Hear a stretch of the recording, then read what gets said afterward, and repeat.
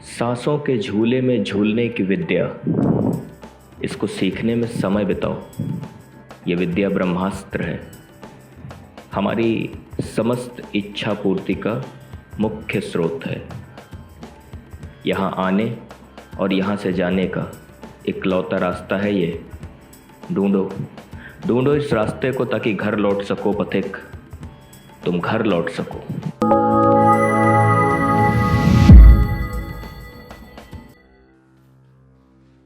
ये कुंडली है रोहित शर्मा की। अच्छा। ये अभी इंडियन टीम के कैप्टन थे। तो हमारे पास मैसेज बहुत सारे आए। जब कल वो सीरीज जो है जो जीती ना इंडिया, हाँ, तो सब लोग बोले रोहित शर्मा की जो है कुंडली बताइए। अच्छा। तो मैं इसको बनाए देखिए जरा। तो Rohit Sharma Indian cricket team के कैप्टन इस समय। अच्छा। तो रोहित शर्मा की जन्म कुंडली कर्क लग्न है, मेष राशि है। तो पहले आयु की गणना कर लेते हैं। लग्नेश चंद्रमा चर में है, अष्टमेश का शनि स्थिर में है, मध्य हो गई। लग्न चर में है, चंद्रमा चर में है, दीर्घायु हो गई। शनि स्थिर में है और चंद्रमा चर में है, ये मध्यायु हो गई। तो रोहित शर्मा की जन्म कुंडली मध्यायु के कालखंड में है। ठीक है, तो आयु ठीक है। अब इसमें राजयोग देखे जाए तो लग्नेश चंद्रमा दसम घर में बैठा है, मेष राशि में। वृषभ इसकी उच्च राशि है, उससे एक राशि पीछे बैठा है। तो ये चंद्रमा यहाँ बलवान है, एक राजयोग देगा। ये लग्नेश दसम में आया। ठीक है।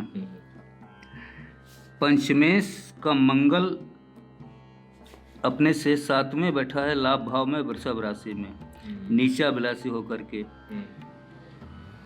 कर्क इसकी नीच राशि है, उससे 2 राशि पीछे बैठा, लेकिन ये पंचम घर को, वृश्चिक राशि को, अपनी राशि को देख रहा है, इसलिए ये पंचम घर बलवान है। भाग्य भाव में देखो तो भाग्य भाव में मीन राशि है। मीन राशि का गुरु स्वग्रही होकर के भाग्य भाव में बैठा है, नवम घर में। तो भाग्य भाव भी बलवान है। ठीक है। अच्छा। और चतुर्थे शुक्र बैठा है भाग्य भाव में उच्च का होकर के। ठीक है, लाभ भाव का चतुर्थ का मालिक है। तो चतुर्थे शुक्र नवम घर में उच्च का बैठा है, मीन राशि में। एक ये राजयोग हो गया। तो लग्नेश चंद्रमा दसम घर में उच्चाभिलाषी, एक राजयोग है ना। मंगल अपने घर को, पंचम घर को देख रहा लाभ भाव में बैठ करके, ये बलवान हो गया। भाग्य भाव में भाग्येश गुरु बैठा है। ठीक है, ये बलवान हो गया भाग्य भाव। और चतुर्थे शुक्र भाग्य भाव में उच्च का बैठा है, ये दूसरा राजयोग हो गया। तो 2 राजयोग मुख्य हो गए, है ना। अच्छा, अब इनका कैरियर देखो। कैरियर दसम घर में मेष राशि है मंगल की, ये स्थिर राशि में बैठा लाभ भाव में। तो इसका मतलब है कि कैरियर लंबा है ना। कैरियर लंबा चलेगा। बस ये है कि ये मंगल कर्क लग्न है। कर्क लग्न में शनि अकारक ग्रह होता है। वैसे सप्तमेश होने के कारण पत्नी का कारक है, लेकिन फिर भी ये एक राशि इसकी अष्टम घर में पड़ती है। तो शनि ये मंगल को देख रहा है, इसलिए इनके कैरियर में उतार चढ़ाव होगा। अच्छा। हाँ, कभी इनको सफलता अच्छी मिलेगी, कभी तो ये तो हुआ है ना, और कभी सफलता नहीं मिलेगी उतनी अच्छी। ये तो है इनके। तो एक ये चीज़ हो गई। और धन भाव को देखो। धन भाव का मालिक सूर्य उच्च का बैठा है दसम घर में, बुध के साथ बैठा है। बुध यहाँ तीसरे घर का फल करेगा, द्वितीयेश और तृतीयेश, द्वादशेश और तृतीयेश से। तो तीसरे घर का फल करेगा। बुध यहाँ बैठा है और सूर्य धन भाव का मालिक बैठा है। ठीक है, धन भाव का मालिक सूर्य और लग्नेश चंद्रमा इकट्ठे बैठे। तो एक यहाँ पे धन भाव की स्थिति बहुत मजबूत है, क्योंकि धन भाव का मालिक उच्च का बैठा दसम घर में, यानी इनको अपने कार्य क्षेत्र से बहुत धन मिलेगा। तो ये बहुत मतलब कई कंपनियों के ब्रांड एम्बेसडर। हाँ, तो एक तो ये है। दूसरे बुधादित्य का योग भी यहाँ दसम घर में बन रहा है, ये भी बढ़िया है योग है यहाँ पे। तो ये स्थिति है। भाग भाव थोड़ा कमजोर पड़ेगा, क्योंकि यहाँ पे शुक्र और गुरु के साथ राहु बैठ गया। राहु गुरु का कॉम्बिनेशन कभी अच्छा नहीं माना जाता। अच्छा। हाँ, तो ये इस कारण से थोड़ी भाग्य में उतार चढ़ाव रहेगा। अच्छा। है ना? हाँ, इनका जो प्रारंभिक जीवन था ना, हाँ, वो तो बहुत अभाव में बीता। हाँ, तो वो स्थिति है, वो तो ठीक है। अब आ जाओ पत्नी भाव, देखो पत्नी का मालिक इनका पंचम घर में बैठा है ना, पंचमेश के साथ। तो इस हिसाब से लग्नेश पंचमेश का दृष्टि संबंध है, तो प्रेम संबंध होना चाहिए इनका। हाँ, 2015 में शादी हुई थी इनकी। हाँ, और हो सकता है कि लव मैरिज हुई हो, अब ये भी संभावना हो सकती है। अच्छा, शनि स्त्री का मालिक होकर के पंचम घर में, तीसरी दृष्टि इसकी यहाँ पे आ रही है अब 7वें घर पे। इसलिए 5वां घर बहुत मजबूत है। 1 2 3 4 5 केतु की भी दृष्टि आ रही, तो उतनी कोई समस्या नहीं है। तो ये 5वां घर इनका बहुत मजबूत है ना। अच्छा, 7वां घर स्त्री का घर ये बहुत मजबूत है। अब 5वां घर संतान भाव, देखो संतान भाव पे मंगल शनि बैठा है, मंगल की दृष्टि आ रही, यहाँ पे राहु की 9वीं दृष्टि आ रही है संतान भाव पे, है ना। तो ये राहु मंगल शनि की कॉम्बिनेशन पंचम घर पे बन रहा है, तो इसमें अल्प संतानें होंगी। अच्छा। हाँ, संतान ज्यादा नहीं होंगे, है ना, कम संतान का योग है इसमें। तो ये स्थिति इनकी है। इनको जो है ये जो है आईपीएल में ये मुंबई इंडियंस जो टीम है उसके कैप्टन है और 5 बार जो है वो जीती है। अच्छा, इस समय इनकी राहु की महादशा चल रही 2009 से 2027। हाँ, तो इसमें हम देख रहे थे कि जब राहु में सूर्य आया था तब इनको खूब फायदा हुआ, चंद्रमा आया तो फायदा हुआ, गुरु आया तो फायदा हुआ, ये 3 ग्रहों पे। हाँ, तो ठीक है, इनका जो है वो राहु की स्थिति बढ़िया है ही है, राहु की दशा भी ठीक है। गुरु की आने वाली दशा ये बहुत बढ़िया है, क्योंकि भाग्येश भाग्य भाव ऑलरेडी बैठा है ना। तो फिर दशाएं तो सब ठीक है, दशाएं सही है ना। हाँ, इनका एक रिकॉर्ड भी है, वर्ल्ड रिकॉर्ड। अच्छा, वनडे का 264 रन का हाईएस्ट इंडिविजुअल जो है वो वर्ल्ड रिकॉर्ड है। अच्छा, और 2015 में अर्जुन अवार्ड मिला, फिर 2020 में ध्यानचंद खेल रत्न मिला हुआ। अच्छा, ये इनकी कुंडली में एक चीज देखिए कि ये जो है ये एक हमको मतलब जानकारी इस चीज की है, लोगों को मालूम नहीं होगी ये बात। ये सहज मार्ग एक मेडिटेशन की वो है टेक्निक।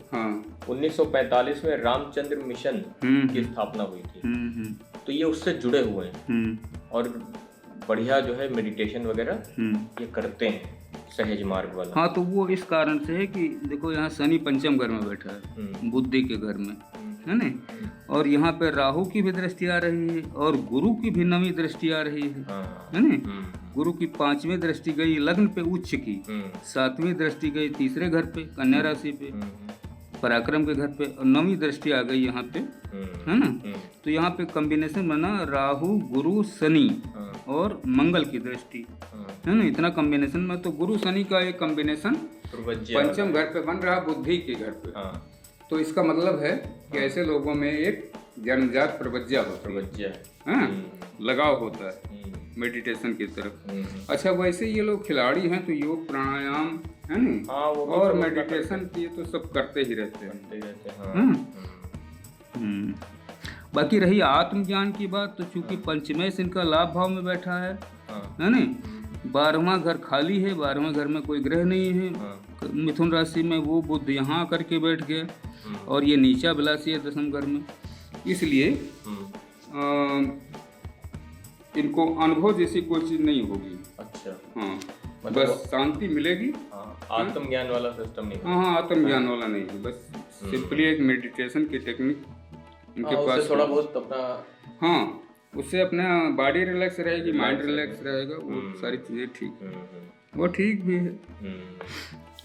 तो ये सब लोग तनाव में ज्यादा रहते हैं ना। हाँ, क्योंकि एक तो कैप्टन भी है, हाँ, तमाम जो है तो ये सारी स्थिति है। चतुर्थ भाव का मालिक उच्च का बैठा है यहाँ शुक्र, हाँ, भाग्य भाव में, इसलिए हाँ, इनके पास भूमि भवन वाहन, हाँ, वो तो बहुत है, इनकी कोई कमी नहीं है ना।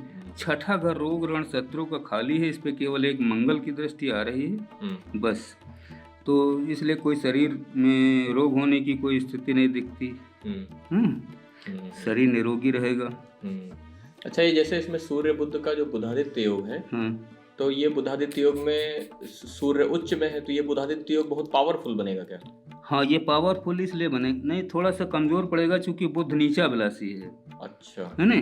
हाँ, अरे है तो उच्चाभिलाषी, लेकिन ये मीन इसकी नीच राशि है, उससे एक राशि आगे बैठा है, थोड़ा सा वो है। हाँ, थोड़ा सा कमजोर है, लेकिन फिर भी ये काम तो अपना करेगा। अच्छा, तो ये क्या करेगा, सूर्य बुध दशम घर में अगर बैठा है ना, एक योग बना रहा बुधादित्य का, तो ये इनको अपने कार्य क्षेत्र में सफलताएं देगा अच्छी।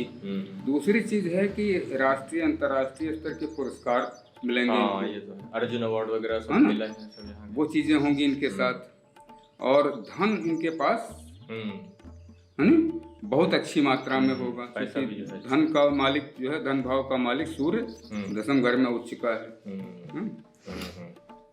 तो ये स्थिति है इसमें।